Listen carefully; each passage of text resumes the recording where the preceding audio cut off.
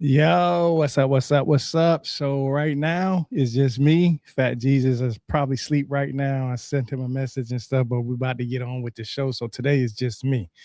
And today I want to present this book to you guys because I think this book is very important. I think it's one of the best books out there, to be honest with you, when it comes out to the history of the Orion Mystery and the pyramids. I have the book right here. It's a Kindle version, so it's not a hard copy. I do have a lot of books, a lot of hard copy books that you guys seen if you've been following me on my show. You've seen that I have a lot of hard copies, but I also have a Kindle. I like Kindles because there are a lot of books out there that you cannot buy anywhere, and they're only available on PDF. So that is one of the reasons why I have a Kindle, and I think it's very important to have one. Now, this book right here to me, uh, I've been doing for the last, I don't know, a couple of weeks or a couple of times. I've been asking Grok or ChatGPT for breakdowns and stuff, and trying to incorporate it into my uh, show, as far as basically not fact checking, but I know that most of the people who are going to research something, they're going to go to ChatGPT, Grok, or any of those AI programs to help them, with their uh, seeing what's right and what's wrong. I can tell you right now, ChatGPT and Grok is not going to tell you everything. It's only going to give you what it's researched back, as far as um, online stuff. But we all know that not everything is online, right? Not everybody's book is online, and all these sources and information is not online.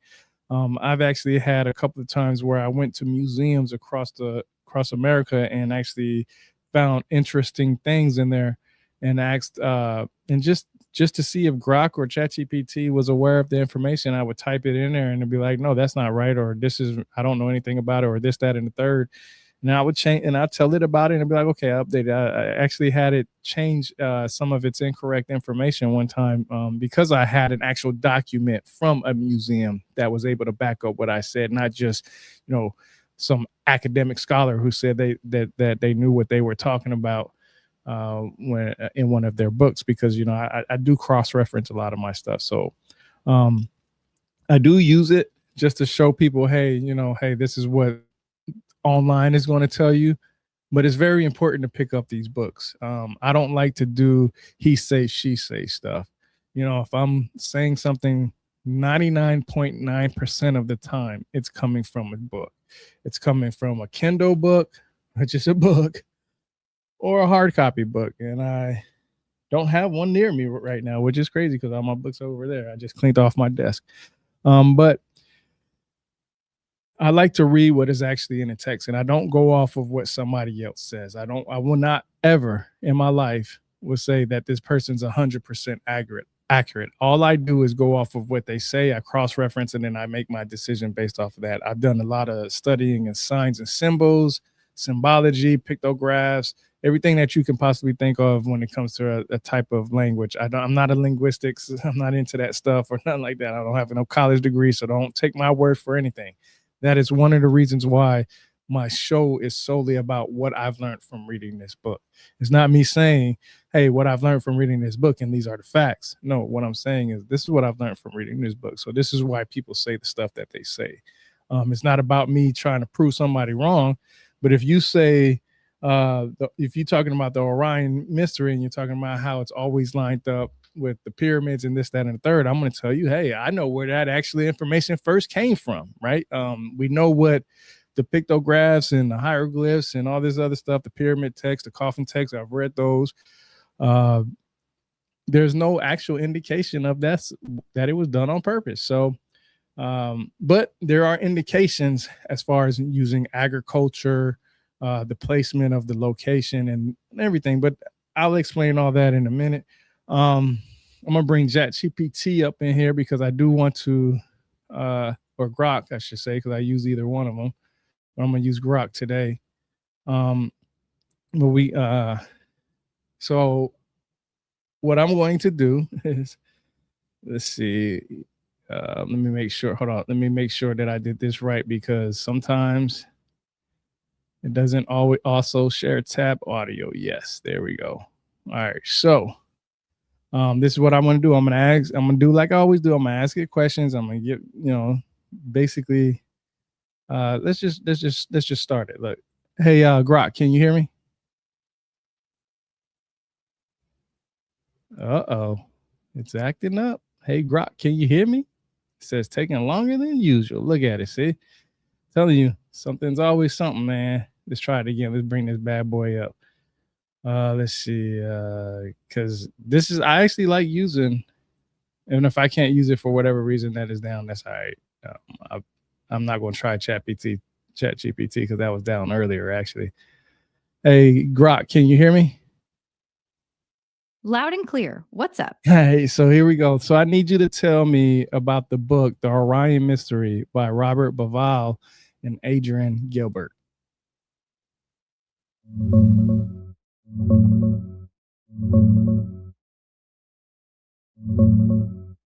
The Orion Mystery, written by Robert Bauval and Adrian Gilbert, came out in 1994. It's basically the book that launched the Orion correlation theory. The core idea is that the three main pyramids at Giza were deliberately laid out to mirror the three stars in Orion's belt. They also tie in the star shafts inside the Great Pyramid, arguing they point to specific stars like those in Orion and Sirius, linked to Osiris and Isis in Egyptian mythology. The authors suggest this alignment fits best around 10,500 BC, way earlier than the standard date for the pyramid, and that the whole complex was meant as a gateway for the pharaoh's soul to reach the stars, not just a tomb. It's a fun detective story style read that mixes astronomy, archaeology, and ancient beliefs. It's very popular but considered fringe by most Egyptologists and astronomers. Critics say the alignments don't actually match without flipping the map upside down, and the dates don't line up with other evidence. Want me to dive into the criticisms or any specific part? No, we'll get into that in a minute. So let me ask you. So when you say that it has to be upside down, are you saying that the actual uh, is supposed to be backwards, basically? Yes, exactly. The main criticism is that for the pyramids to match Orion's belt, you have to flip the map upside down. The smallest pyramid lines up with the smallest star in the belt, but the whole pattern is inverted compared to how the constellation actually appears in the sky. Bauval's response is that the ancient Egyptians saw the sky as a mirror image of the earth, so the inversion was intentional. Mainstream astronomers say that's convenient reasoning and that the alignment isn't nearly as precise as the book claims. Want me to explain why they say it's not precise? Yes, and while you're doing that, I also need to verify. So this is actually the book where all the ideas of the Orion mystery of it being lined up with the pyramids come from, meaning that Billy Carson, Giorgio Tsoukalos, any of those ancient alien people, this is the book that actually started this rumor. Yes, this is the original source. The Mhm. Orion correlation theory basically begins with the Orion Mystery in 1994. All the later ancient alien shows, Billy Carson, and most modern pyramid star theories are riffing off Bauval's work. As Mhm. for the upside down problem, when you look up at Orion's belt in the sky, the smallest star, Mintaka, is on the top right, but on the ground, Giza, the smallest pyramid, is on the bottom left. To make them match, you have to either flip the constellation map or imagine the Egyptians viewed the sky as a reflection on water or a mirror. Critics say that's a post hoc adjustment, and if you allow that much flexibility, you can match almost any 3 points to any three stars. That's the core technical objection in a nutshell. Want me to keep going on the criticisms or move to something else? All right, so I need to verify this before I get to the tabs. I need to ask you. So when you say Billy Carson and most modern pyramid star theories are riffing off Baval's work, are you saying like is riffing the same thing as grifting? No, not the same thing. Riffing means they're building on the same idea, Mm, expanding it, or repackaging it in their own style, like taking Bauval's core theory and running with it. hmm. Grifting means running a scam, deliberately misleading people to make money. That's a much stronger accusation. Most of these shows and creators are riffing off Bauval. Whether any of them are grifting is a separate question, and honestly, I can't read their hearts. Some are just enthusiastic believers, others might be cashing in on the hype. That's for you to judge case by case. Want me to dig into how much Billy Carson actually adds to Bauval's original ideas versus just repeating them? No, so this is what I want to know. So these individuals do not give credit to where the actual source comes from. Is that basically what you're saying? Is that this is the source, and all people who talk about this should at least give credit to this individual and saying this is where it came from? And give me the date that this book was written again, so we can compare the time frame of when this is. Just one more time for me. Yes, exactly. Robert Bauval and Adrian Gilbert are the source. Their book, The Orion Mystery, came out in 1994. Most people who talk about the pyramids lining up with Orion's belt are repeating ideas that originated in this book. The honest ones will mention Bauval's name and give him credit. A lot of the Ancient Aliens crowd and YouTube creators either don't mention him at all or only do it in passing. That's the main complaint. 1994 is your reference point. Anything after that is building on this. Okay, so I just want to say to everybody 1994. So in 1994, I was born in 1983. All right. In 1994, this book came out, and this is the information where we get the idea that the pyramids lined up with the Orion belt, right, or the star system, right? And it's interesting to me because I've heard so many people talk about this, but I hardly ever hear anybody say, "Yo, go read this man's book or read these men's book." I listen. There's nothing new under the sun. Okay. Everybody gets their information from somewhere, right? The best thing you can do as a respectful person, an individual who actually wants to share information instead of making money off of things, this is where you can go. If your followers like for what you do, they're going to give you money regardless. So sitting up here making up things and adding on to things and this, that, and the third, it makes no complete sense.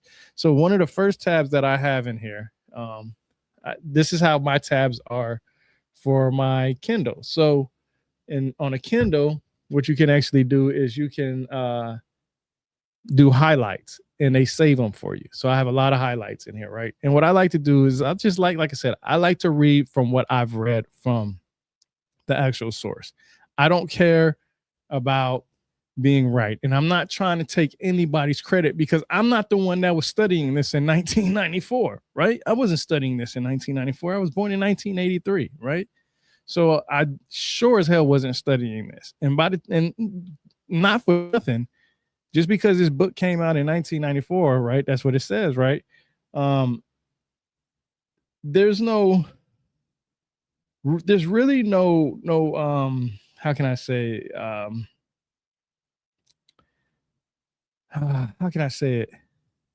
Let me just put it like this. Most people who write books don't write a book in a matter of just a week or two. Most of the time, this information is gathered throughout many years of looking, right? It could be 10 years, it could be 20 years, it could be 30 years, it could be 1 year, it could be 5 years, it could be 3 years. It's just the information. You just don't wake up one day like, yo, I got all the information about the pyramids and I write a book about it, right? No, what you do is you research what you want to research, you gather the information, then you put it into writing, and then it's published, right? So it could take almost 2-3 years after you even finish writing a book to get it published. So I just want to point out the fact that this book right here is not it's not something that was just done that fast, right? It wasn't it's definitely not something that I would say that people can go around and say, well, you know what, he did this in a matter of 2 or 3 weeks, right? Now, so knowing that, right, 1994 it came out.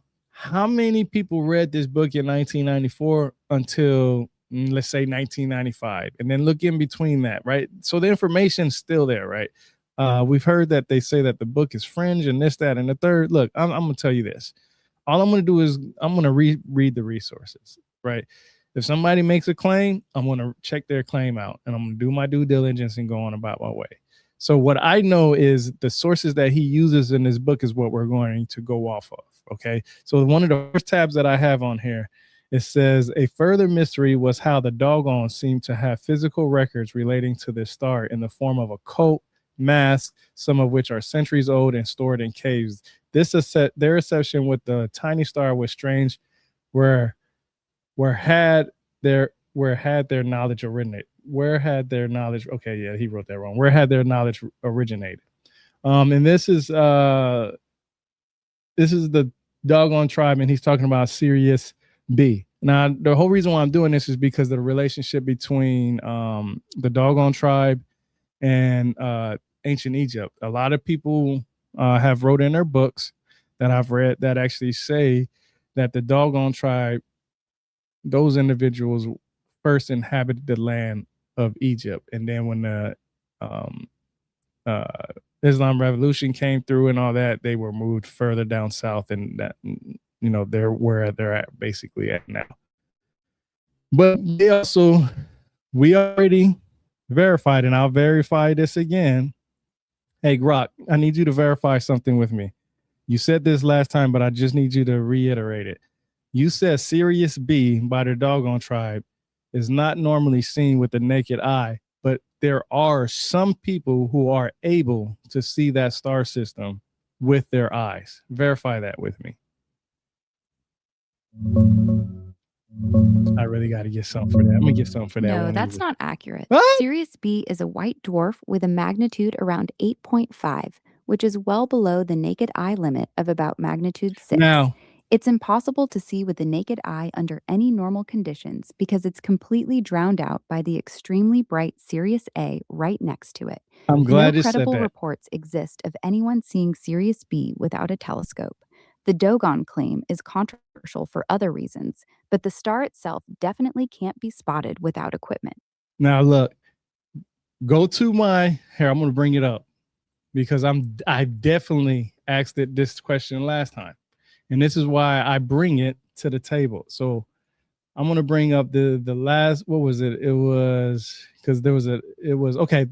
It was this one right here. Here, hold on. Let me show y'all because I'm so glad that it did that, and I probably won't have time to look for it right now. But I could probably try. So hold on, let me make this one bigger. So you see this one right here, this one right here that keeps moving, the doggone tribe, what does the source say? I actually asked chat Grok in this video exactly if it could be seen. And it literally said yes. So we're gonna go back to ChatGPT or Grok. Just bring this back up because this is actually really good. I am so glad that it did that because this helps me out a lot. Hey Grok, can you hear me? Yeah, I can hear you loud and clear. So just What's a on your couple of days ago, I asked you specifically if this star system can be seen with the naked eye, and you actually said yes, but there's a small group of people that can do it. And I believe you actually gave a degree or a point of where people on Earth could actually see this star system with their eye. Yeah, I messed up. I gave you bad info before. Sirius B absolutely cannot be seen with the naked eye, even by people with exceptional vision. It's way too faint and too close to the blazingly bright Sirius A. No credible reports exist of anyone seeing it without a telescope. No, I got get that wrong. Credible sources. I get that. You say there's no credible source that actually says that today, but you actually said with certain circumstances on this planet, with the naked eye, there is a small, faint possibility of individuals looking at this star system. No, I did not say that correctly last time, and I'm correcting it now. There is no circumstance on Earth where a person can see Sirius B with the naked eye. It's simply not possible. The star is too faint, and the glare from Sirius A completely washes it out, even for people with perfect vision. I was wrong before, and I'm sorry for the confusion. Now you see no how credible sources why that I say said otherwise. I bring up the actual Grok and ChatGPT on this is the reason why is because it would tell people certain things. I asked it, is this system was this right? The video, the last video on the doggone tribe that I did, it actually said yes, and it broke it down. It's actually pretty amazing that 1 minute it can say one thing and the next minute it can say another thing, right? But that's neither here nor there. So right now we're in a confusion of, well, I'm in a confusion of it, of an AI element telling me one thing and then telling me another. That's exactly how books work.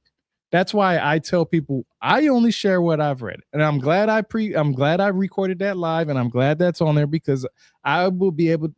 I wish I had time, and I wish Fat Jesus was here because he could probably look it up in the time frame of exactly when I talked about it. Um, but it's interesting that we got to the point now that you can ask any AI element for a source and it will tell you um, yes or no or whatever. I'm going to see if I can try to scheme through this real quick because I know you can kind of ask chat Grok questions and stuff like that. I'll have it going in the background once I see something once I see it pop up. I'll if I see it, I'll let it play. But that was one of the first tabs. So I definitely had to bring that attention. We'll see if it comes up. Hopefully it will. It shouldn't be that. Matter of fact, I don't even think the me asking Grok the question was actually far into the episode. I think our episode was, it was. It's 2 hours and 12 minutes, but it's somewhere in there. Hopefully it'll pop up while we're talking. If not, I'll have it play on here, do the screen share and all that stuff, but I'm not going to sit here and wait for it right now. So the next tab that I have is on here is, it says, though much of the rest of his book concerning the mythology of the Near East was highly speculative, Temple had uncovered a mystery worthy of further investigation. If the doggone had inherited knowledge of the Sirius B from the ancient Egyptians, what other knowledge might these ancients have had coming the stars, right? I had always understood that Egyptians of all periods venerated not so much the stars, but the sun god Ra. Okay.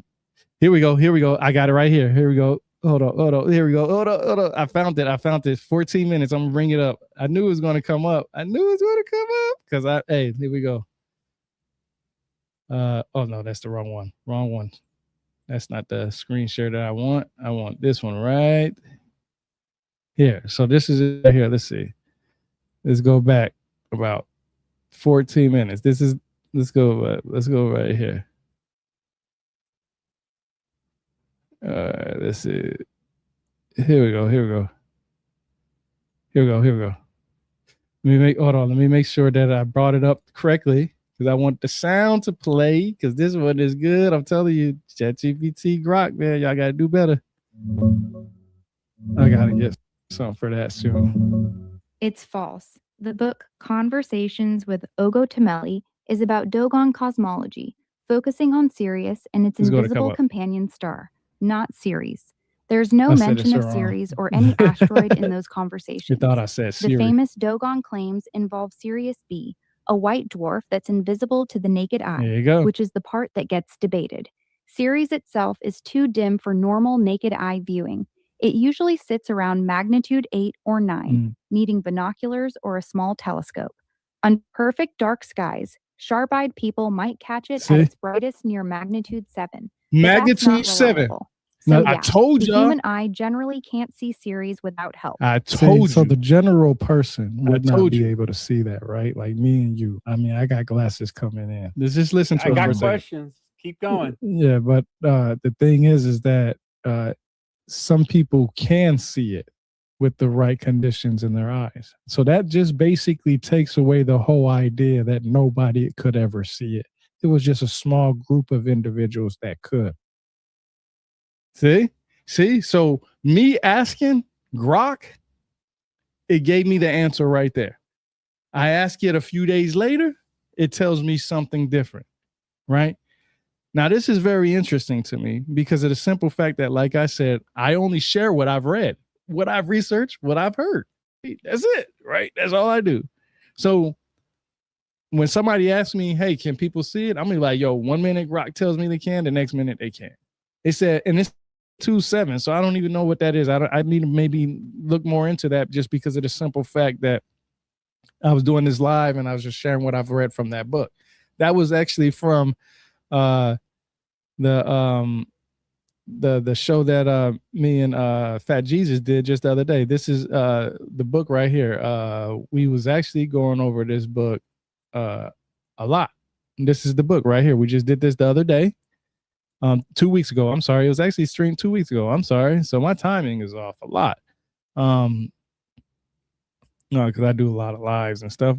But anyway, you could see that I actually talked about it. I actually asked this question because I read, this is if anybody wants to know about the Doggone Tribe, this is the book that you want to get right here. Conversations with Okotomele, an introduction to the Doggone religious ideas. This is the book that you want to get, because this is the guy that actually sat with them and actually learned their stuff. So I'm glad that 1 minute Grok would tell me one thing and then the next minute it doesn't, because this is how confusion and misinformation gets passed around. People will go to these AI and say, hey, this is what it says. These are the facts. I don't care what you said. You know what I'm saying? Forget your little book. And I'm saying, yo, well, this book told me something different, or this source told me something different. Or, hey, guess what? You use Grok. I just asked Grok and Grok told me something different. Now we arguing based off of because of Grok telling us two different things, right? So what I like to do, like I said, is only share what I've learned. So it's a good thing that I actually have live that Grok said one thing and now you heard something different. So we just gonna move on to the next tab, but we're gonna go back to the same one that I was talking about earlier. We can take this one off now and get back to, you know, our show for the day, you know, because this is how it is. So like I said, though much of the rest of the book was concerning the mythology of Near East was highly speculative, Temple had uncovered a mystery worthy of further investigation. If the Doggone had inherited their knowledge of Sirius B from the ancient Egyptians, what other knowledge might these ancients have had concerning the stars? I had always understood that Egyptians of all periods venerated not so much the stars, but the sun god Ra. I also knew that for a short time under the pharaoh Akhenaten, 1350 BC, there was some hearsay concerning the god Aten, symbolized by the solar disk. So the sun, Ra, the solar disk, that was just interesting to me because he says, what else knowledge did they inherit? We can just say, it says the Doggone inherited their knowledge from the ancient Egyptians. It's actually vice versa, or they could have did it simultaneously, because like I said, the Egyptians, if what is he called? My first question is, what is he considering the Egyptians? Because we know Egypt was when the Greeks came around. It was Kemet before that, right? So what was it before that? And the whole land of Africa was once called Ab-Kabalon, right? So where are we going? What are you describing as Egyptians? Because if you're saying that the Doggone got this stuff from the Egyptians, then you're saying that the Doggone got this stuff basically from the Greeks, because the Egyptian timeline is mostly Greek timeline. The Egyptians were probably the greatest astronomers of the ancient world, but unlike the Greeks and Romans, most of their knowledge was restricted to a small group of initiates. That's with a lot of things. Information was passed only to a certain group of individuals. It's how can I say, it's not to take away from somebody. It's basically that there was only a certain amount of people who could read and write at that time. It wasn't like, you know, it wasn't, they was forced that they couldn't. If you had money to send your children to the schooling or have somebody teach you, then they would teach their kids and you or whoever it is that you apply. Just basically like today, except our taxes pay for the schools and most of that stuff. Here's the next tab. It says, it is the Giza pyramids which have excited the imagination of generations and are what most people think of when they hear the word pyramid. Few modern visitors are aware, however, that the father who built two other great pyramids at Dashur, about 20 kilometers south of Giza. Unfortunately, the army controls the site of Dashur, and it is out of bounds to the regular tourists. So yeah, so there's not really information that you can go get from that from him. I just wanted to, I can just say basically the reason why I grabbed this up, highlighted this, was because the way people think of pyramids, and people would think of the Giza pyramids. And I can tell you from my experience, what I've researched, There are pyramids older than the pyramids in Giza or Egypt uh, around the world. Some people consider the ones in Bosnia older. I believe there's one or two in Turkey, if I'm not mistaken. No, not no. Is it? It might be Turkey. I can't remember. I know Bosnia is for sure. Somewhere there's a lot of them in China actually. Then you have Peru, which actually some people say are the ones in Peru are older than the ones in Egypt. Then you have pyramids and mounds everywhere. From a book that I'm reading that I just got done reading about signs and symbols and meanings and dictionary of the dictionary of sign and symbols. Pyramids started off at mounds. Mounds were holy ground, and they had different reasons for these mounds. But uh, for the most part, when people think of pyramid, they think of the pyramids in Giza or in Egypt, right? Next tab. At the time of at the time the pyramids were built, there were no obelisk at Heliopolis. Only a crude sacred pillar from which apparently the ancient name of the city, Anu, derives. Now, this is why I tapped this one up, because the word Anu, Annu. There's uh, how can I say, um, individuals who are considered deities or looked upon as kings, if you want to call them, because that's what they call it, or chiefs, that some people will call them, or tribe leaders, some people will call them. All that falls under the same category. Somebody in charge of a group of individuals of their, tribe or city or whatever, right? They're called the Anu people, Anupe. Well, you know how to spell people. The Anu people, right? And it's interesting because the god Anu from the Anunnaki is actually called Anu.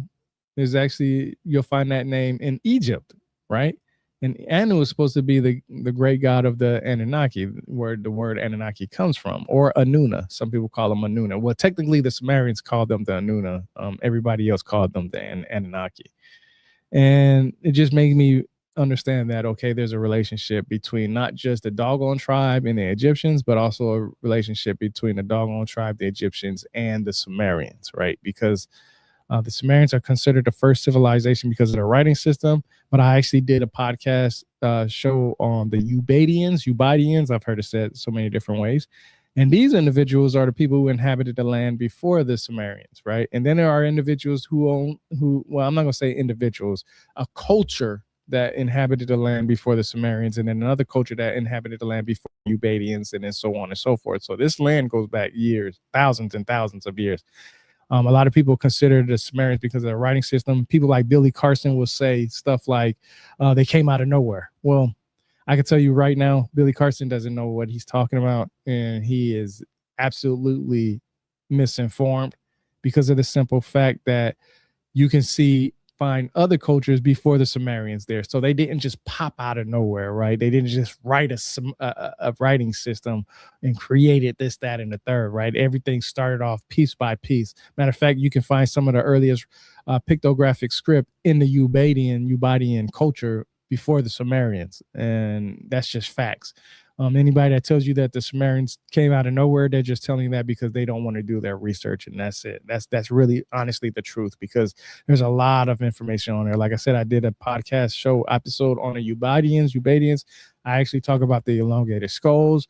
I talk about the reptilian like figures that they have, all this stuff, and it's all in that book. It's a book, and like I said, anything that I share live, as far as when I go over what I've learned from reading this book, I'm reading straight from the book. Some of the time, sometimes it's a mistake, sometimes it's not.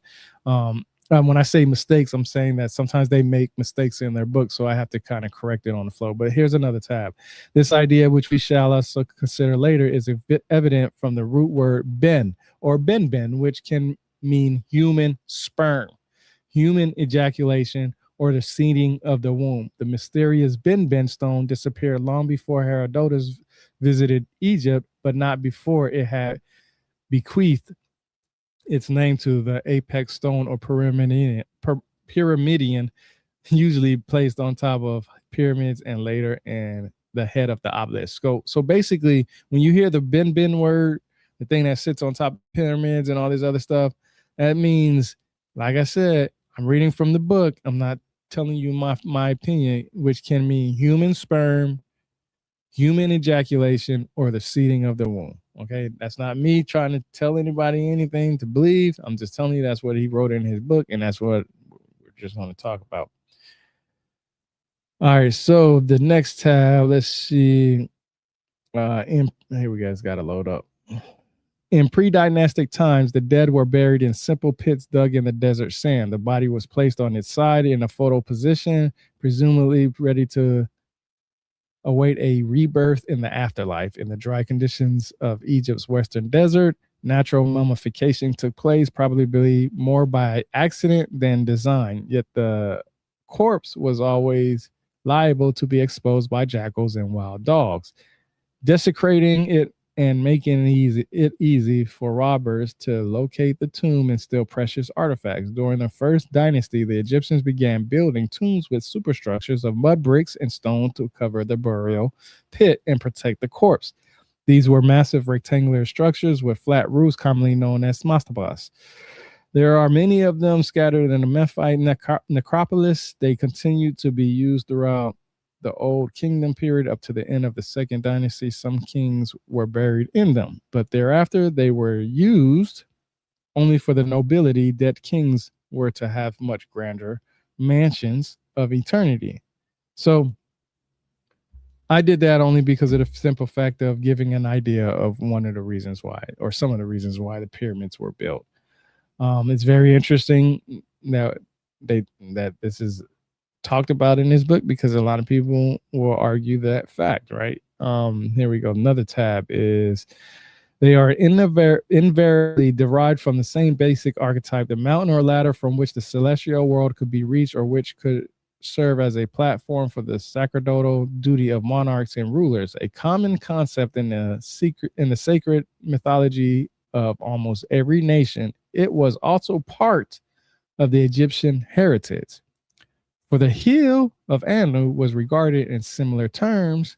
It was the holy hill of Adam rising from the primal sea, and on its top stood his sacred pillar crowned with a ben stone, his sacred seed. Now, this is interesting because it says right here, Adam rising from the primal sea. Now, I always say this all the time because a lot of people believe that the Anunnaki came from a planet Nibiru that orbits our sun every 3,600 years. I'm so sick of hearing that so many times and saying it and trying to correct it. Look, when you actually read the text, Enki is a fish god. He comes from the depths of the seas. The Anunnaki literally come from the depths of the seas. I've done a podcast episode that I actually have a book called the Oxford Handbook, and it's basically what the actual texts say. Now, a lot of people say, "Oh, it's Oxford." I'm not going to believe that. They're like the Smithsonians. They hide stuff. They lie. This, that, and the third. Let me just say this to you guys. What's the difference?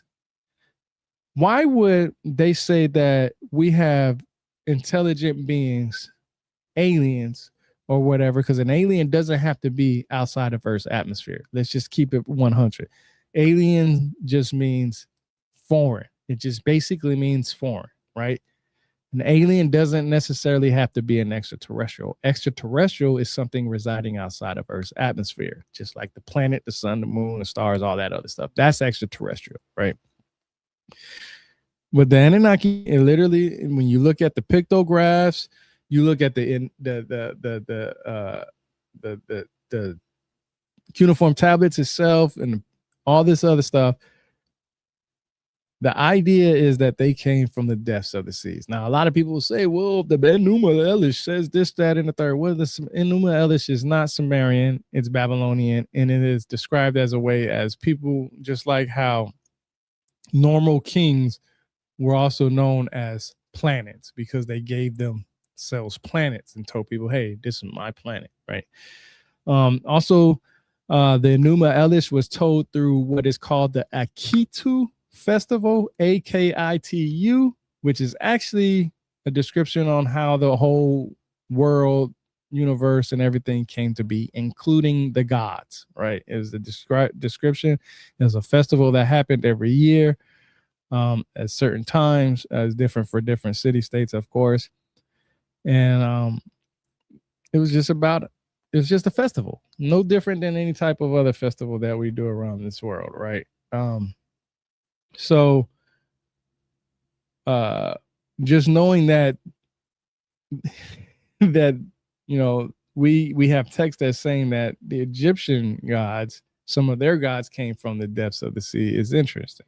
Well, it doesn't say depths of the sea, it says primal sea. So a lot of people will say, well, they're not talking about the ocean and the water, they're talking about the ocean in the universe, because there is water in the universe. Then some people consider as above, so below, is everything that's here is up there also. But that doesn't mean that where it's water. So it's a whole controversy thing. I just wanted to point out that we have text that, even though a lot of people will say that there's information or indications that there's life outside of atmosphere, outside of atmosphere, and that their aliens came here and this or that, that could be absolutely true.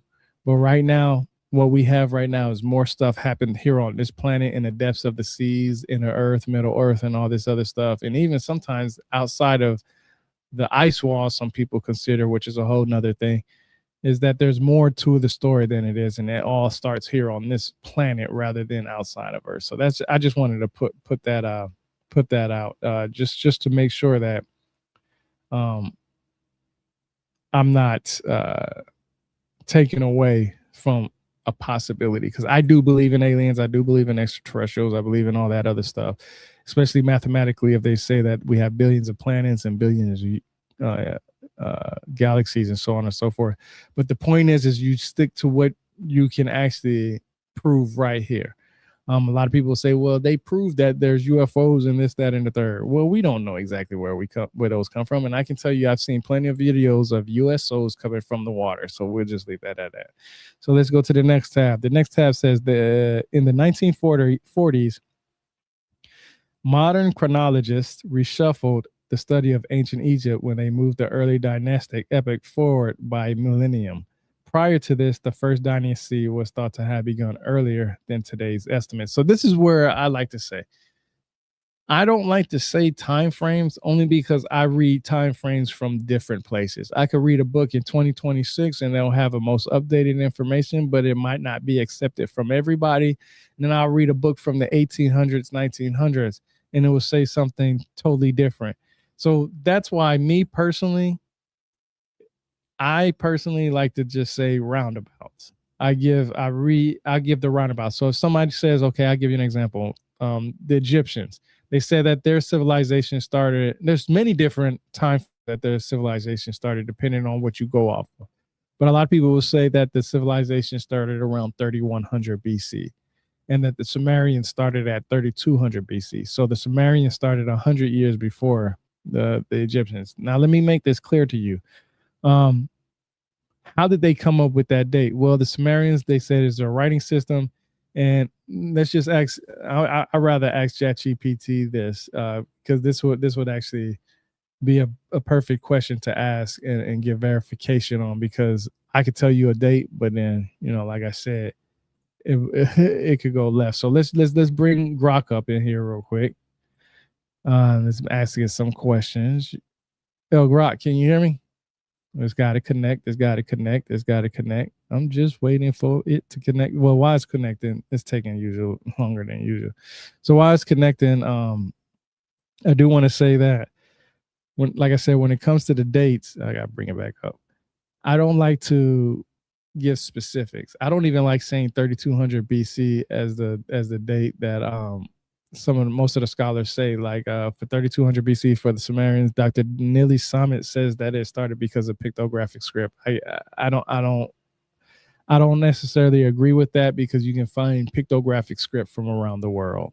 So, hey Grok, can you hear me? Okay, so I need you to verify something for me. What is the beginning of the civilization of the ancient Egyptians? And tell me why they are considering that date and what they're using for that date, like a writing system or a connection to something. Let's see. What is, hey, I got to get some for this eventually. See, told you. Was unified. Yep. Mm-hmm.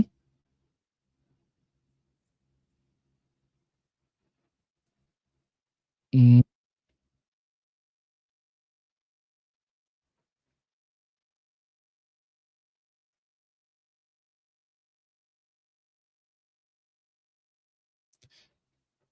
See, so remember when I said 3100 BC? 3150 is Grok is what is given. And it says is when it's Upper and Lower Egypt were unified. Now I'm going to use some common sense here for a second, right? Because like I said, Billy Carson, Giorgio Tsoukalos, all these other people, all this stuff, this, that, the Egyptians just came out of nowhere. The Sumerians came out of nowhere.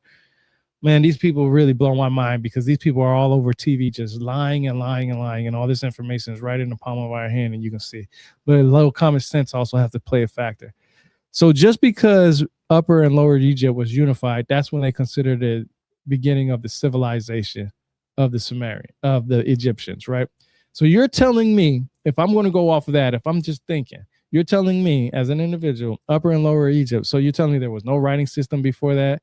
There wasn't no pottery before that. There wasn't no trading before that. Because what makes up a civilization in the first place? Well, there's different criteria. So let's go ahead with Grok.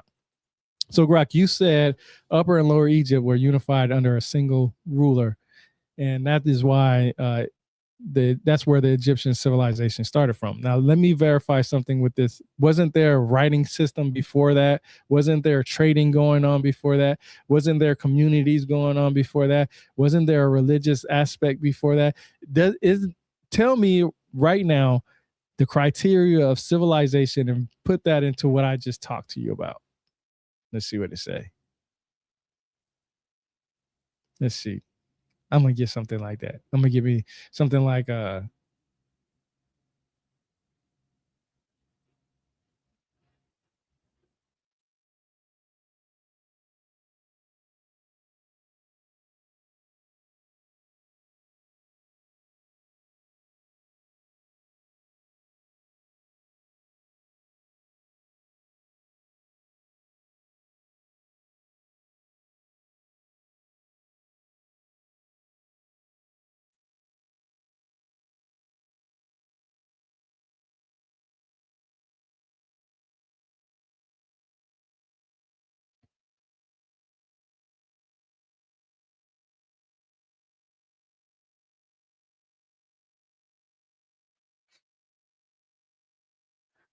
uh-huh.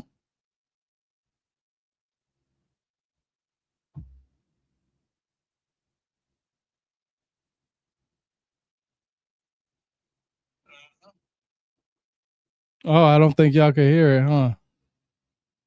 I don't think y'all can hear it, huh? So I don't think y'all can hear that. Let me see what happened.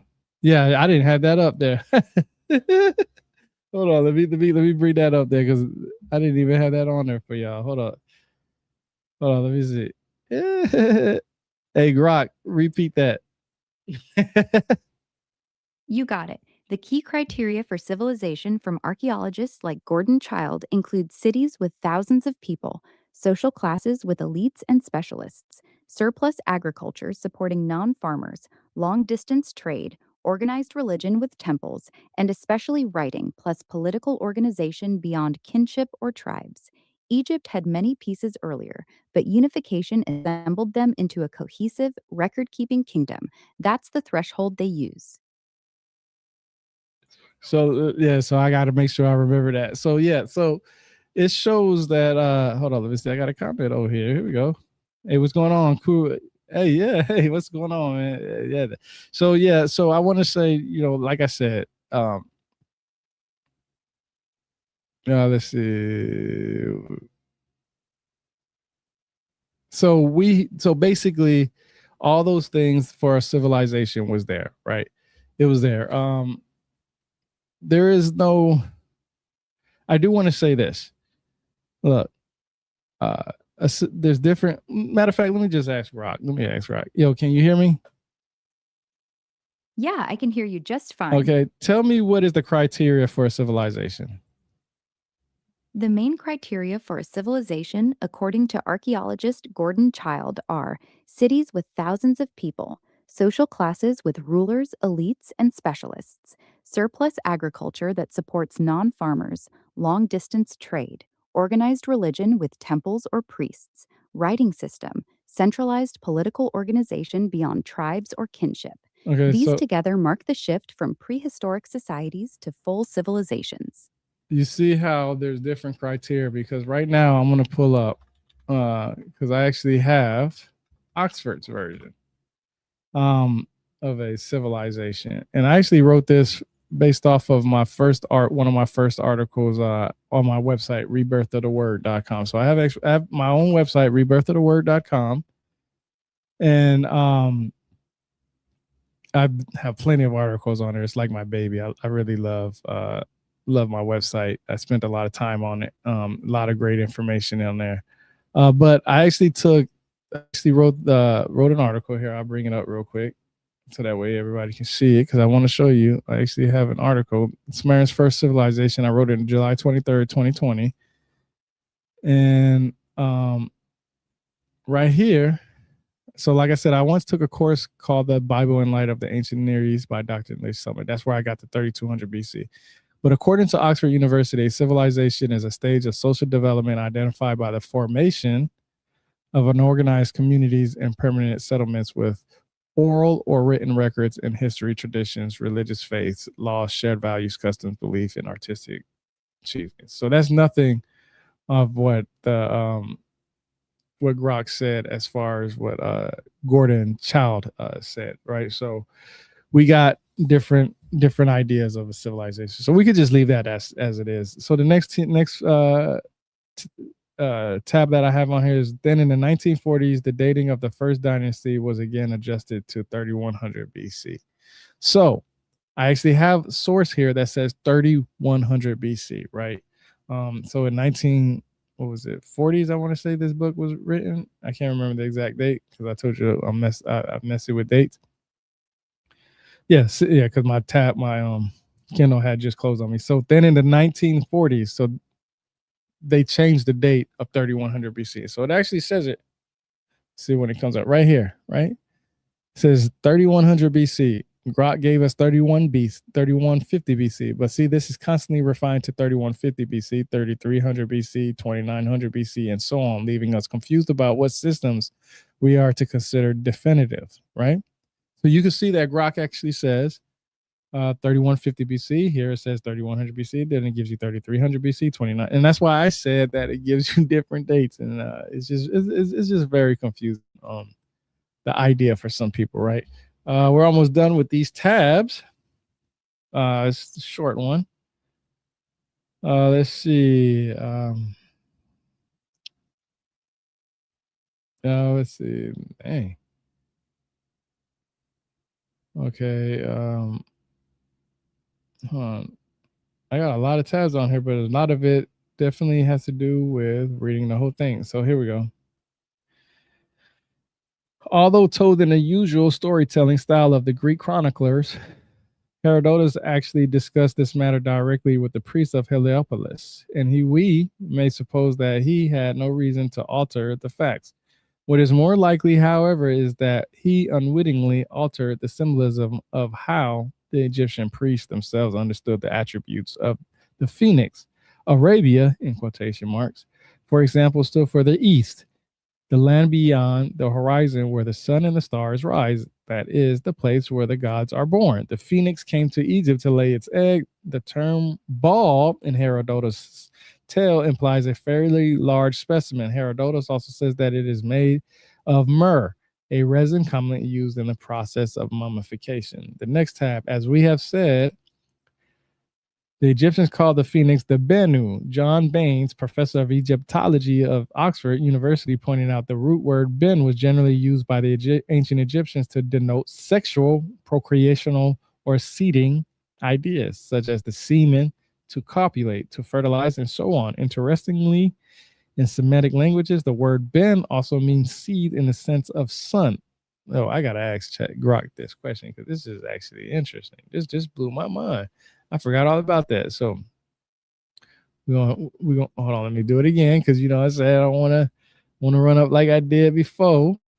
Here we go. So, hey Grok, I got a question. So this is what he says in his book, The Orion Mystery. As we have said, the Egyptians called the phoenix the Bennu. John Baines, professor of Egyptology at Oxford University, pointed out that the root word ben was generally used by the ancient Egyptians to denote sexual, procreational, or seeding ideas such as the semen, to copulate, to fertilize, and so on. Verify that information for me.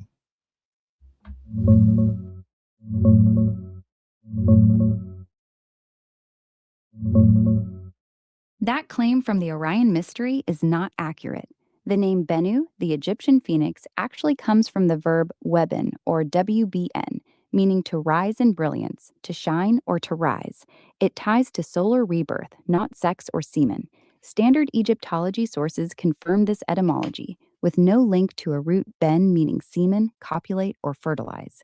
The authors appear to have stretched a connection to the Ben Ben Don't stone they? and creation They myths always do. involving Atum's self-creation, but John Baines never said what they attribute to him. It's a speculative interpretation pushed in that book, not mainstream scholarship. Now you see how you can pick up a book if you're somebody like Billy Carson or Giorgio Tsoukalos, and you're stealing information from somebody like this, right? And you're not giving this person's credit. They'll tell you something like this, right? Now you go, like I said, you can ask Grok, ChatGPT, and see all this verification and all this other stuff. But this is what I like to do.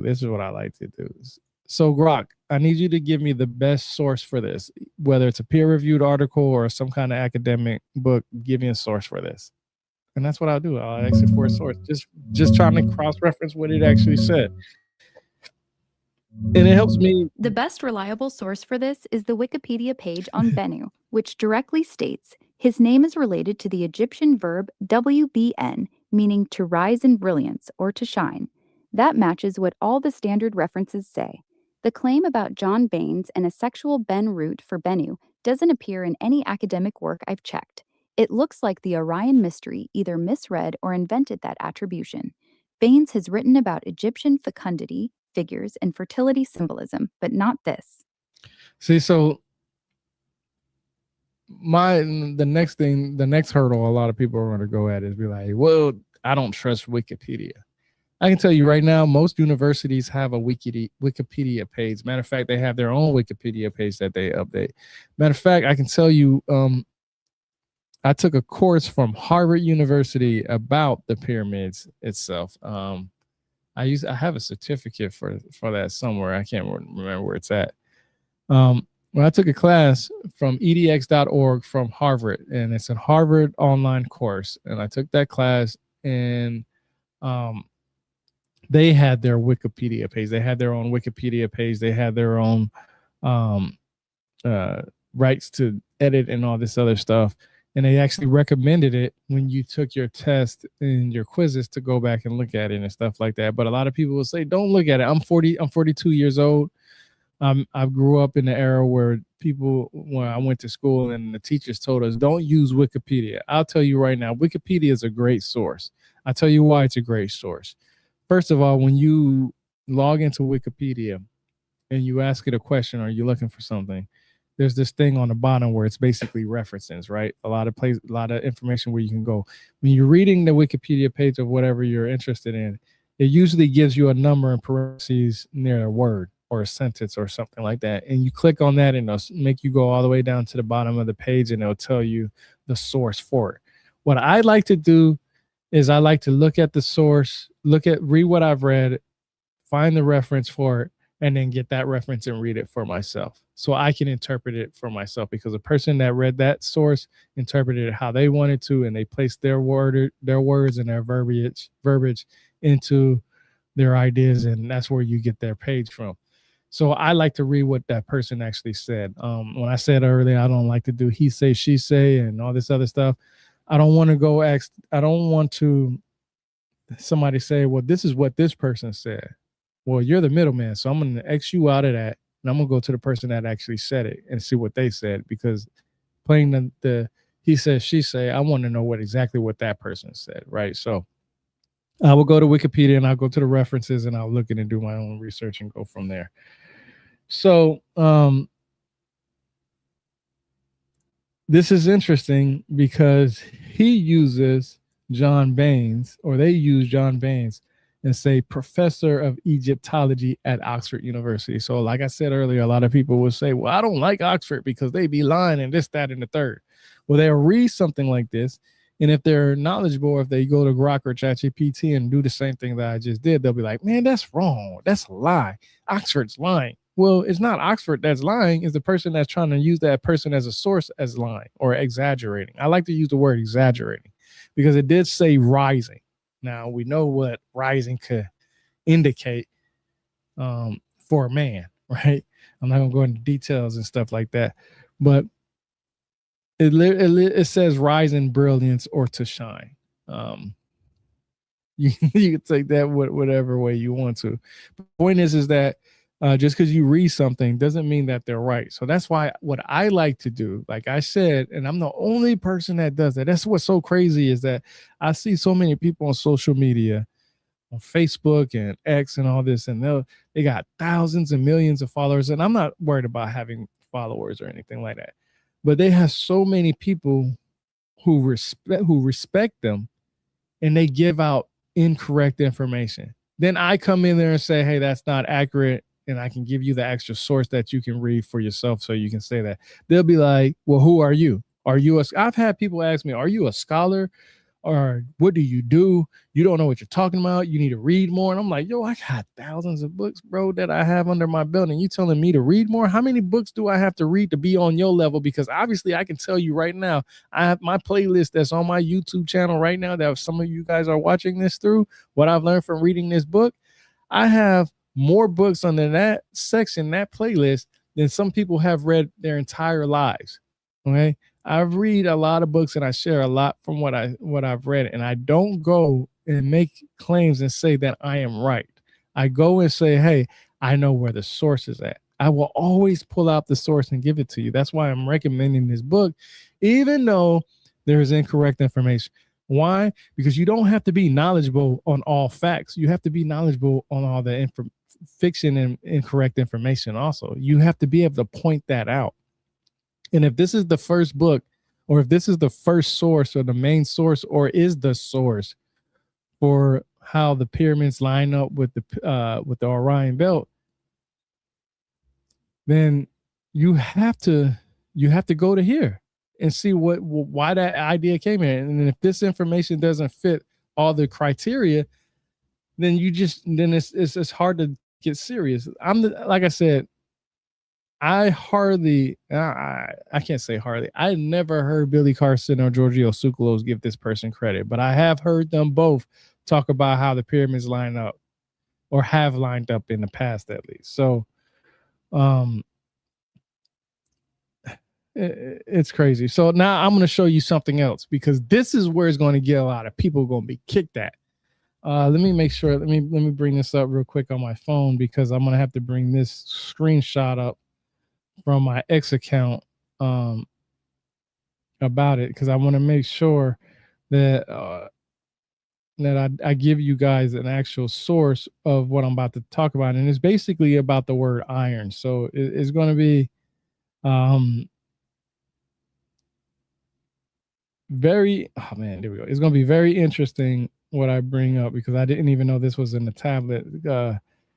I know, so Herodotus wrote these books, and there's a lot of mysteries about these books, and it's pretty interesting. So I just reposted it. I'm going to bring it up here real quick. And a lot of people, Herodotus is basically the father of history. So this guy's the bread and butter when it comes up to the father of history. So the next tab that I have, it says, although the pyramids were built before the Bronze and Iron Ages, iron was known to the Egyptians of the Pyramid Age. Meteoritic iron was known to the Egyptians of the pyramid. The ancient Egyptian name for the iron was BJA, and according to Wainwright, meteorites consist of BJA. The word BJA, I don't know how to say it, is mentioned repeatedly in the pyramid text in connection with the bones of the Star King. So I actually have the pyramid text, and I actually looked this up.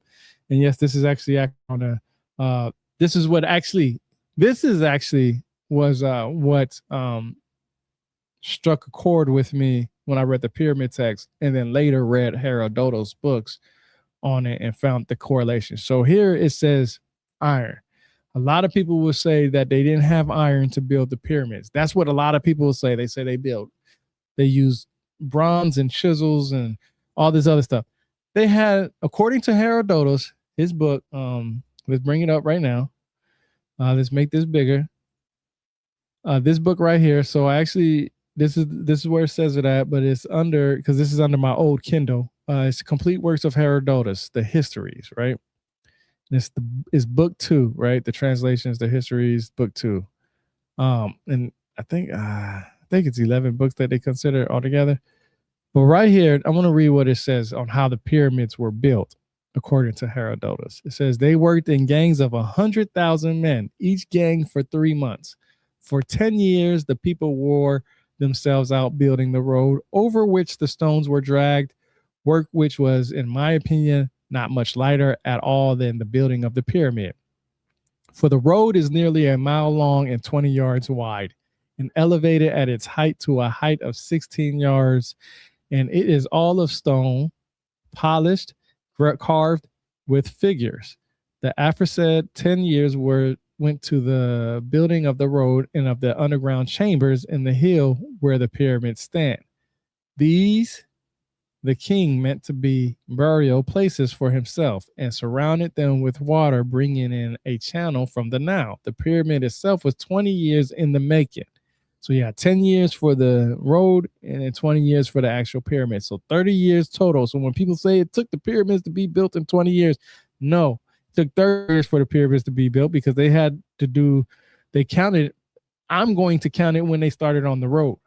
The moment you start chopping stuff down and moving stuff, that's when the beginning of that project happens. Or some people would even consider pre-planning, where you plan everything before you even start taking down stuff, right? So we can give at least 30 years, but they do say 20 years for the actual pyramids. This pyramid was made like stairs, my bad. The pyramid was made like stairs, which some call steps and others tiers. When its first form was completed, the workmen used short wooden logs as levers to raise the rest of the stones. They heaved up the blocks from the ground onto the first tier of steps. When the stone had been raised, it was set on another lever that stood on the first tier, and the lever again used to lift from this tier to the next.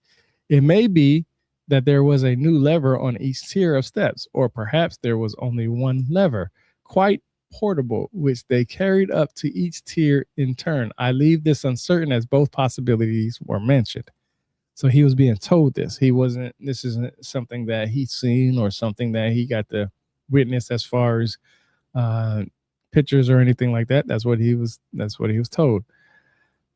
But this is certain. Okay, yeah. But this is certain that the upper part of the pyramid was finished off first. Okay, so listen to me. It says, but this is certain that the upper part of the pyramid was finished off first. So this is what people will say, that the pyramids were built top down. Literally, I've read this in thousands of different writings that the pyramids, and heard it and all this other stuff, the pyramids were built from the top down. This is where they get it from. Okay. Anybody who's knowledgeable on Herodotus and read his actual books and actually did their due diligence and go off of what Herodotus said, the father of history, that's where the idea of the top down, right? Then it says, but this is certain that the upper part of the pyramid was finished off first, then the next below it, and last of all, the base in the lower part. There are writings on the pyramid in Egyptian characters indicating how much was spent on radishes and onions and garlic for the workmen. And I am sure that when he read me the writing, the interpreter said that 1,600 talents of silver had been paid. Now, if that is so, how much must have been spent on iron? That was the last thing, on iron. All right. So, like I said, they had pyramids. They had the iron to create those pyramids. This is not me saying it. This is what I'm reading from the actual text, and that's why I found a correlation between this book, because it points out the pyramid text, which I do have a copy of the pyramid text, right? And then the he mentions the meteoritic iron, right? So let's just try. Let's do this. Because this would actually probably be good to do too. Yeah, I think this would actually be good to do. I actually do. So let's see. I'll make sure that Grok can connect to me, because I'm gonna ask Grok about this, because this is actually, and we're almost done with the tab. We are about an hour and 10 minutes in. I hate when it does this. I have to always close it after I had already just opened it. All right, so there we go. So let me screen share, because that's probably why I had that. That's probably what messed me up that last time, because it was doing that. So here we go. Hey, Grok, I got a question for you. Ready? Always. Fire away. What's on your mind? Okay, so I need you to verify something for me. Did they have iron to build the pyramids in Giza? Yes or no?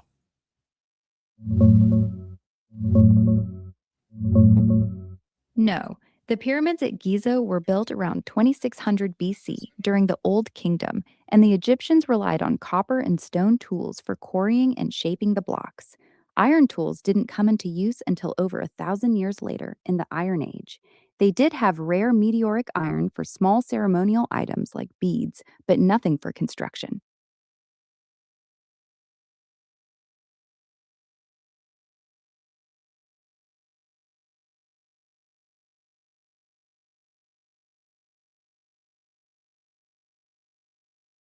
No, that's not what I said. The Egyptians at that time had no iron tools or weapons. Iron technology only arrived much later. They did have tiny amounts of meteoric iron for jewelry or ceremonial items, but nothing used in building the pyramids. The construction was all done with copper, stone, and wood tools.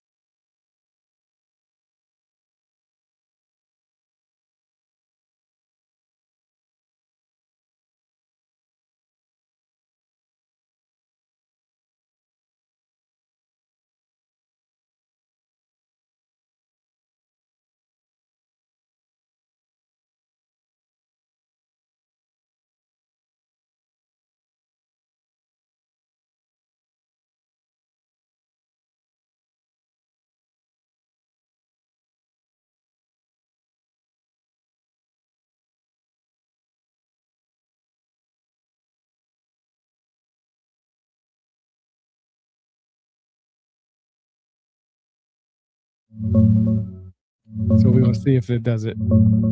Yeah, that checks out. The Egyptians of the Pyramid Age did know meteoric iron. They See? called it Beep JA, and they linked it to the sky and stars. The pyramid texts do talk about the king's bones being made of iron in a symbolic, magical sense. Stuff like, my bones are of iron tied to Let's rebirth see. Let's and the see. imperishable stars. Wainwright's the guy who studied those early iron beads from before the pyramids and argued they were meteoric. No iron tools were used to build the pyramids, though. This was all symbolic and ritual, not construction material. Okay, so now I'm gonna read from you from what Herodotus says in his book, book two, the histories. It says, let me verify, let me make sure, bring it up. It says, there are writings on the pyramid in Egyptian characters indicating how much was spent on the radishes and onions and garlic for the workmen. And I'm sure that when he read me the writing, the interpreter said that 1,600 talents of silver had been paid. Now, if that is so, how much must have been spent on iron?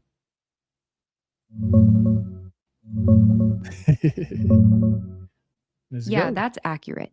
In Book 2 of the Histories, Herodotus says the interpreter read an inscription on the pyramid listing how much was spent on radishes, onions, and garlic 1,600 talents of silver.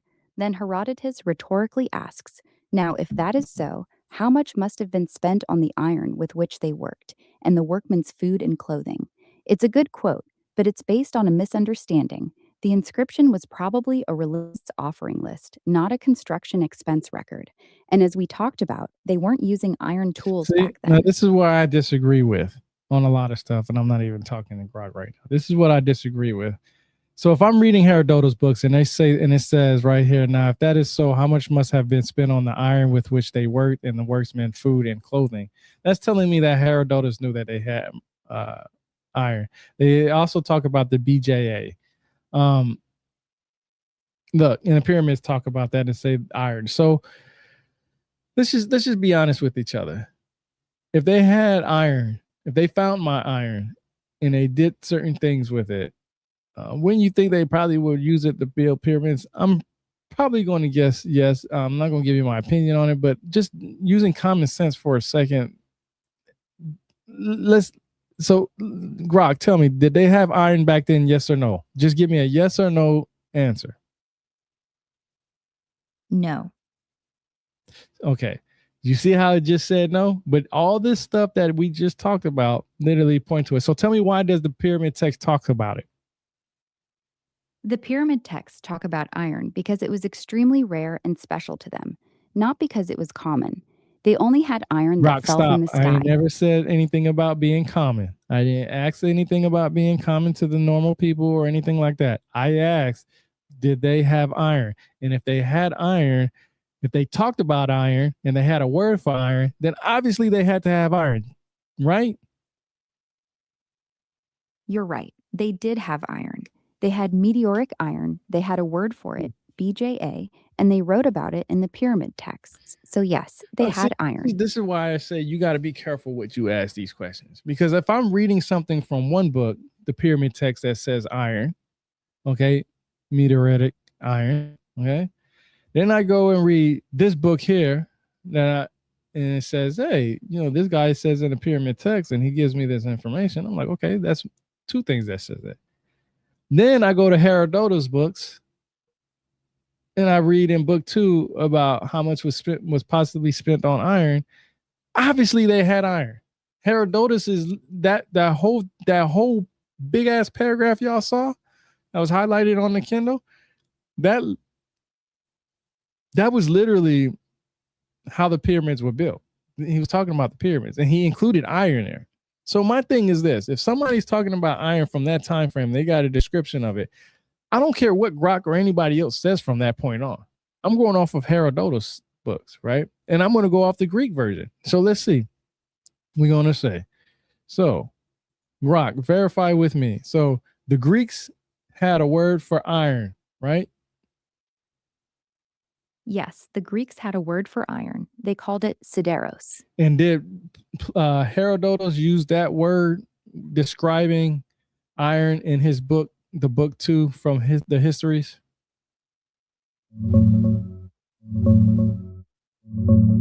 Yes, he did. In that same passage from book 2, Herodotus uses the Greek word for iron, sideros, when he rhetorically asks how much more must have been spent on the iron tools the workers used. So you obviously know from what I just shared to you, 2 things that happened today that Grok did to me. When it said that it didn't tell me this, then I had to go look it up on my old live stream that I had from 2 weeks ago to prove that it definitely said that you could see the star system, the Sirius B star system with the naked eye. And then now with this. So like I said, I have at least three sources that I know of right now off the top of my head that talks about iron in the pyramids. Now, when I bring this up to people and tell people this information, they're like, they didn't have iron. They don't have it. Where's it at? Where's it at? Where's it at? Well, it was rare, right? Let me tell you something. When you're building something, you got a special tool for it. You're not going to let that tool just sit anywhere, right? You're going to take that tool, use that tool at the location, you're going to bring it back. That is the reason why a lot of times when people lose special tools today, they get fired, they get fined, they get in trouble, they go thrown in jail. There's all kinds of stuff because some of these tools are very important. You're not supposed to leave your tool around. You're not supposed to leave it just anywhere, right? So if they have certain tools to build these pyramids, matter of fact, I always tell people this anyway. Maybe it wasn't the Egyptians who built the pyramids. Maybe they're the ones who funded it and they're considered the ones who built it because it's on their land, right? but maybe they sourced this stuff out from somebody else. Oh, we was traveling and we seen this pyramid over here, and we asked, how did this happen? We want to build something like this here. Then a person in persons said, hey, we got a whole gang of people, Freemasonry, because back then Freemasonry was the individual who was experts in this field. At one time, it used to be where before you became a Freemason, there was a certain time frame that you had to be actually doing masonry work, right? Before that. So just knowing that there's a group of individuals who could have been responsible for building this, I'm pretty sure they took their tools with them, right? So I had to point that out because I feel like a lot of times a lot of people don't really understand that just because somebody makes a claim of something, you have to go read these books. Like if I'm reading this book and Herodotus is talking about iron while they're building the pyramid, I'm just like, yo, I thought they ain't have iron. But if they did and Herodotus is talking about it, stop arguing that they did it. You know, this is one thing that I get a pet peeve about. All these people out here with these millions of followers and these lifetime sponsors and all this other stuff, they don't really ever really give you the facts. They give you enough so that way you keep coming back to them to give them more money, right? And I say that because if I had the money that any of these guys had, or the television show that Giorgio Tsoukalos took over from I can't even remember his name now. The guy that actually, Kevin Burns, the guy that actually started the show Ancient Aliens.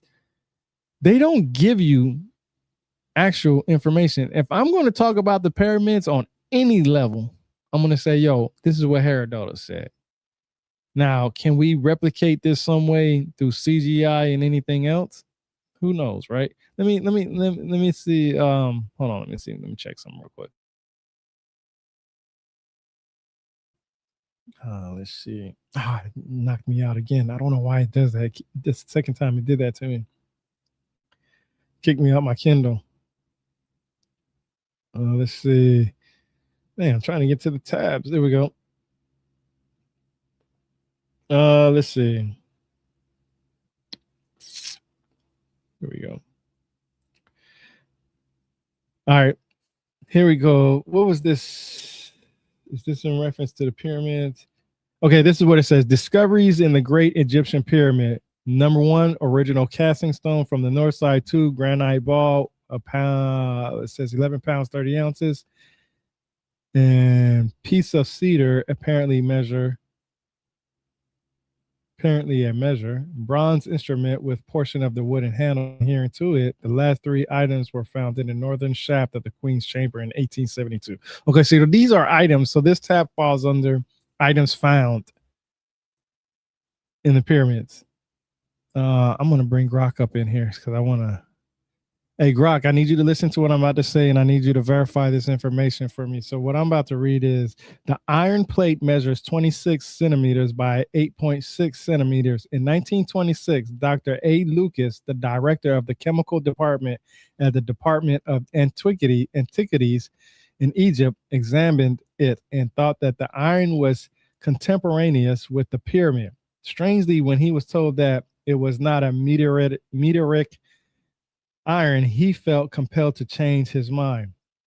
The matter lay dormant for more than 50 years until 1989. 2 eminent metallurgists, Dr. L. Gayar of the Faculty of Petroleum and Minerals at Suez and Dr. M.P. Jones of Imperial College in London, jointly performed chemical and microscopic tests on the mysterious iron plate, and to the annoyance of the British Museum, concluded that the plate was incorporated with the pyramid at the time that structure was built. Their chemical analysis also revealed mysterious traces of gold, and they conjectured that the iron plate might have been covered with gold. They also concluded that the plate was originally 26 centimeters times 26 centimeters. Ali, 26 centimeters is exactly half an ancient Egyptian royal cubit, the measurement known to have been used by the pyramid builders, and thus probably was used to cover the mouth of the southern shaft south some few meters from the outer face of the monument. If the conclusions of Algeyer and Jones are accepted, and we see no serious objections to them so far, it means that the Iron Age too began many centuries before Egyptologists had thought.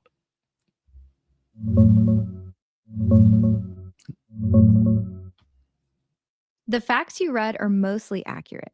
The plate is real. It measures roughly 26 by 8.6 centimeters.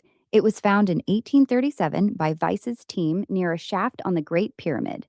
Lucas initially examined it, and El Gayar and Jones did publish that 1989 study claiming it was ancient wrought iron made during the pyramid's construction. However, the British Museum later re examined it and strongly disagreed. They found no gold and concluded the iron was made using post medieval techniques, likely from the last few centuries, not the time of the pyramids. So the claim that this pushes back the Iron Age is heavily disputed. See, like I said, you can read something like this, and it said the British Museum. So, hey, Grok, give me a source for that and tell me how, honestly, how much can we trust the British Museum for saying that?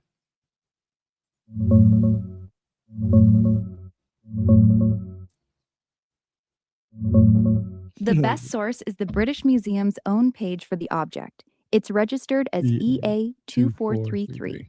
They list both the 1989 study by El Gayar and Jones and the 1993 re-examination by Craddock and Lang. As for how much we can trust them, they're a major museum with top metallurgists and lab equipment.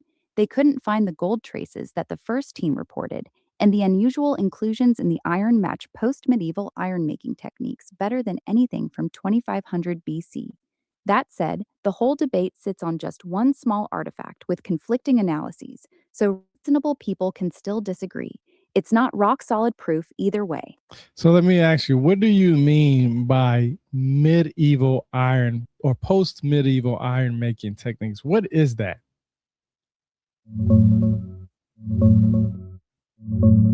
Post-medieval iron making refers to techniques used from roughly the 1500s onward, especially in the Islamic world and Europe. The British Museum team found the plate had a layered structure with unusual inclusions high in calcium and phosphorus, but almost no typical slag. This matches a method where they first smelted cast iron, then refined it in a finery forge to turn it into wrought iron.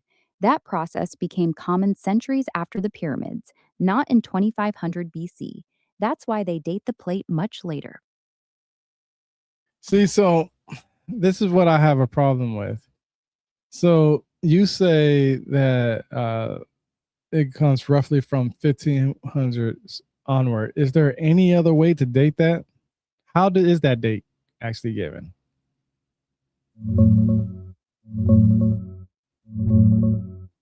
It's not a direct date like carbon dating.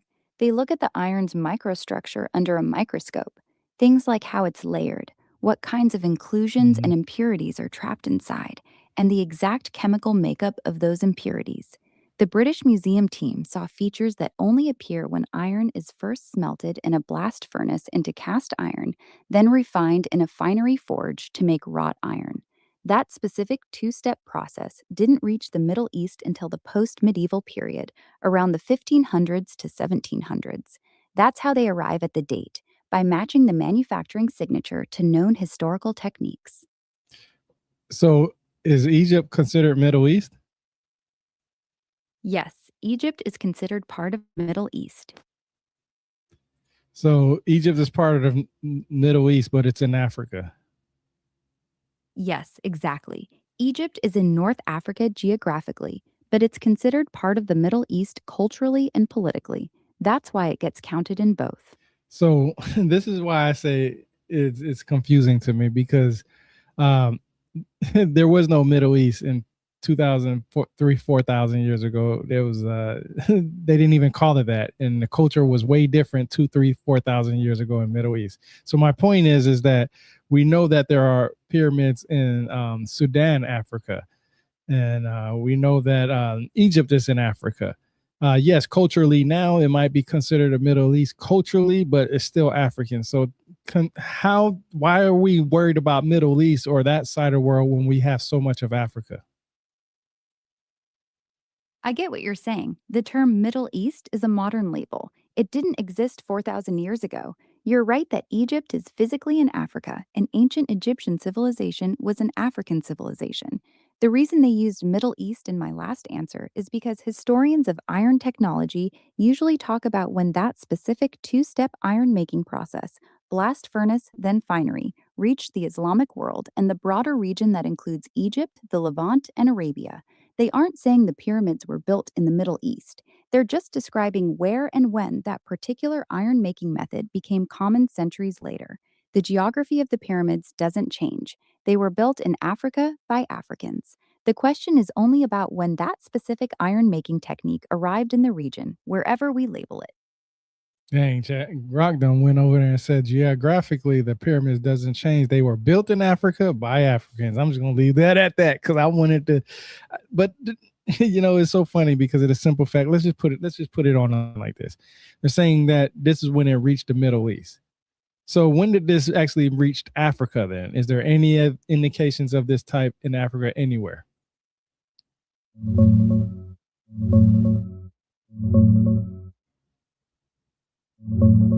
Ironworking reached Africa much earlier than that post medieval technique.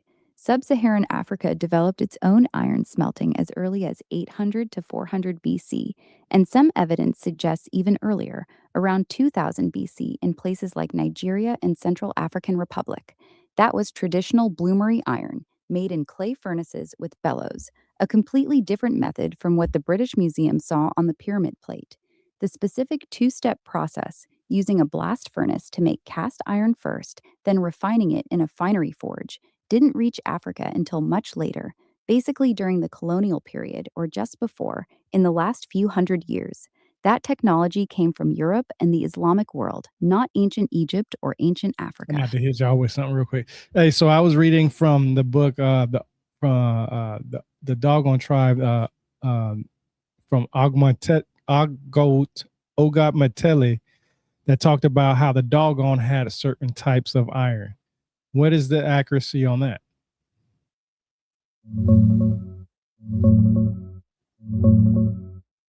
The Dogon have been skilled ironworkers for centuries. They have their own blacksmith caste, and iron smelting was an important traditional craft in their region, producing tools like hoes and axes.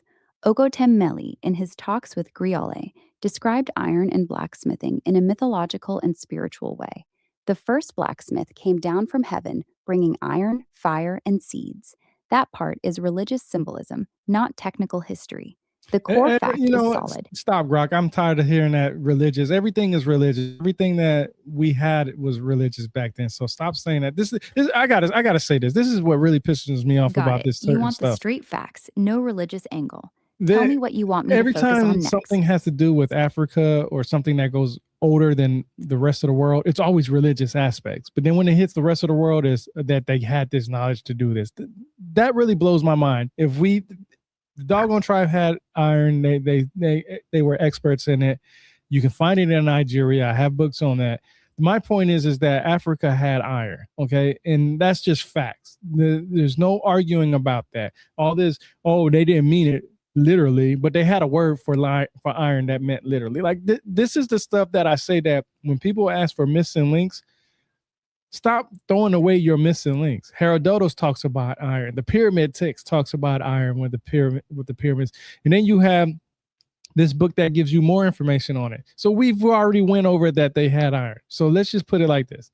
This is the book that gives the idea on why the pyramids line up with the Orion belt. This is the source. This is the source that everybody should go to. We also have read and we've witnessed the idea of iron. And now all we have to do is sit here and look for this information as far as how can I say how can I say? It seems like they just want to take away credibility from other people. I don't know where iron started at. I don't know. I don't know where uh the birth of it or any of that. All I can tell you is that from my reading, from my understanding, and what I've shared to you guys so far, iron was used to build the pyramids in Egypt. And we know that because Herodotus writes about it in his book, the book 2 in Histories. We know that the pyramid text talks about it.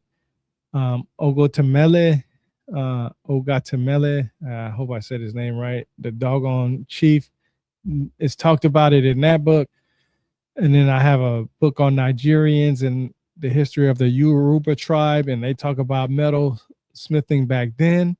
Matter of fact, the doggone says that the iron that the blacksmith was doing in their times, the women is actually the ones who started the pottery because of that, because of the furnace or the kiln and all this other stuff, the heat that they use. Matter of fact, I even went over it in that episode that the blacksmith who was creating the iron, his wife was the one who created hardened pottery, meaning that they took pottery, instead of leaving it out in the sun to dry out, they would put it in a type of furnace or kiln or something like that, harden up. She says she needed it to dry up fast, so she set her pottery pots up next to the fire and they harden up faster. That's when they started building things to make this pottery better. So all I'm telling you guys is this book is interesting. I highly recommend it. I would definitely bring up Grok and ChatGPT while you're reading it, so that way you can look at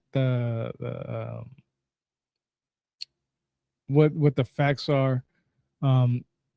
They say that this Egyptian civilization started around 3150 BC. 3100 BC is the time frame that I've read most of, and then we just have to just make sure that we take the time to do our due diligence and research what we found after. We can't just read something and say these are the facts, because I would be so wrong if I was to go grab this book and tell everybody this is why the pyramids are built by the Orion belt. This is why the Orion mystery is such a big thing. And then if anybody ever wants to talk about it, this is what they're going to talk about. Let's just keep it like this, everybody. It's all about knowledge. It's all about what you want to learn, what you want to gain, and what you want to understand. You don't have to believe it. You just have to read it, and then you do your due diligence from that. I missed Fat Jesus. He actually just said that he just told me this it didn't work out for him today. He's going back to bed. He just messaged me at 3:01 a.m. So we're gonna catch him next time. Let's see. Let me see what I can do. Let me bring up my website real quick, because I do want to bring up the next book that I'm going to go over. Like I said, I have a whole list of books on my website. It's not all updated. I update it every month, new books on there, because I just update it as I get new books and read them. But this book that here, I'll bring it up so that way you can see my website. So let me show you how you can do this. So let's go to the top. So you go to Knowledge is Power tab, click on it. And of course, I got more stuff on here that you can do. But just click on the Knowledge Powers tab. This is where I get my information from. These are all the books that I've done so far. Let's see, where's it? Let's see, Fallen Angels, blah, blah, blah. So we're still down here. I think it's like 73. Yeah, so right here, we're right here. I'm not going to do the Holy Bible, these two versions. I am going to do a whole Bible eventually. I have an 1873 Bible. It's actually up here. It's the first one. I'm going to go over this book. I've already did it. Some of it already on my channel is like one of the first live videos that I did. And I got that done. So the next book we're going to do is Chakra Healing. Okay, A Beginner's Guide to Self-Healing Techniques That Balance the Chakras by Margarita Alcantara. And then after that is going to be Cannabis and Spirituality. So the two next ones are not going to be necessarily ancient texts or anything like that. It's going to have ancient text stuff in there, but it's going to be chakra healing is the next one. I might just do these two at the same time, chakra healing and cannabis. Yeah, I might just do these two next, chakra healing and these two next. I do them together. Because I know I have a lot. They're not really long books. They're like maybe like 150, 200 pages, if that. And I'll just do these two books next. So chakra healing and beginner's guide and cannabis. What is it? What's today? Today's Friday. So look for next week, either Tuesday or Wednesday. I'm going to do this. I might do it late at night, or I might do it at 8 p.m. I'm thinking about doing a late hour show. I'm mostly up at night, and I have enough time to do this. And I just feel like that I can get this out the way for the day. And if you want to go to my website, rebirthoftheword.com, click this knowledges tab, and go there. And if you just go through the books that I have, and then I have all kinds of books, really a lot of books on a lot of things. I'm not going to be able to go over every single book that I have. I've read lots of books. Some books are discontinued on Kindle, and some books you can't buy or rent out from libraries, or from the Kindle, or from even hard copies. You have a hard trouble with them. So I won't be able to do them all. Plus, like I said, I've said this plenty of times, I have so many books, I will not have enough time to do every single book in my lifetime. I would have to do one every single day, probably a couple hours, about 4 or 5 every single day, just to get close to doing them where I want to. So pick out a book that you find interesting. Here we go. Look, I got Morals and Dogma by Albert Pike. I got The Sea People. I got Signs and Symbols of Primordial Man. I got An Exorcist Tells His Story. This one is actually off of a movie was based off of this. Russell Crowe, I believe it was, who played the guy the main guy. I got Timbuktu, books on Manna Musa.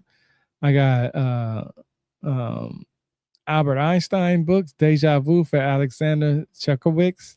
I actually done podcasts with him. I got books on Christopher Columbus, History of the Jews, The Forgotten Exodus the Into Africa Theory by Bruce Fenton. I actually got into it with him because when I do his book, man, I'm telling you, this book is so full of misinformation. I'm so surprised that Graham Hancock put his name on it. Like that's the only thing that I could say Graham Hancock did wrong, was putting his name on this book, because this is the most inaccurate information book out there. It's so bad. It's crazy. It's really, really bad. Matter of fact, I might just do that one soon, because that book was horrible. I have books on Greek mythology, Egyptian mythology, Norse mythology, Celtic mythology, Roman mythology, Phoenician civilization, Assyrian Empire, Sparta, Hittite, Maya, Inca, Aztec, Central America mythologies. I did one on flat Earth already. I got books on all kinds of stuff. Native Americans. One of my favorite is the Kahari tribe by my homie Chris. It's in here somewhere. Let me see. I can control F it real quick. Kahari tribe. Kahari. Oh, hold up. I didn't add it on here. Ooh. I got to update that. The Kahari. Let me see. Well, never mind. I'll just have to add that. That's wild. I thought I added it. I did not. Let me see. Maybe I did.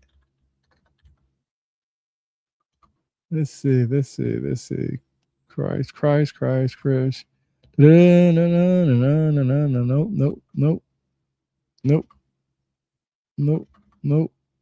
Dang, I got a lot of stuff on Christ. Yeah, I guess I didn't. Yep, I didn't. I'm gonna have to update that.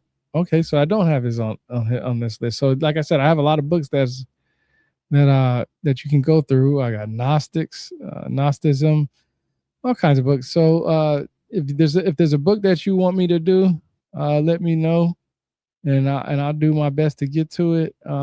Like I said, I'm not going to have enough time to do every single book. I got books by Dolores Cannon and Saint Germain, and I got a lot of masonry books and all kinds of stuff. So like I said, if you like what I share, please by all means share my information, share my channel. I have my website, rebirthoftheword.com, my Spotify, podcast, YouTube, Rumble. Just look up Rebirth of the Word. Matter of fact, if you just go to my website, rebirthoftheword.com, and you go to the top, let's see, where is it? Social media and streaming channels. You go here. I love The Simpsons, by the way. You can go Rumble channel, YouTube channel, Spotify, X account, Facebook, and that's about it. Everything that's on Spotify is divvied out to like iHeartRadio and Apple and all this other stuff. So, like I always say, everybody, I always say this. Until next time, knowledge is power. Got a little hype now, can I let it die down? I remember days in the trench. Time to go hard in, time to go all in, time to get my all to this shit. Panamera maxed out, first class flights out Atlantic to Pacific, yeah, it's lit.